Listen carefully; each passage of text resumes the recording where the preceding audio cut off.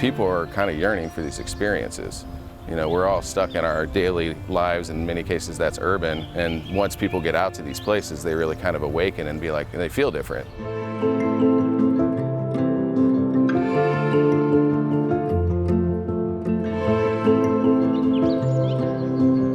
You spend time in a natural area, it lowers your blood pressure, your cortisol levels, improves your memory, your ability to concentrate.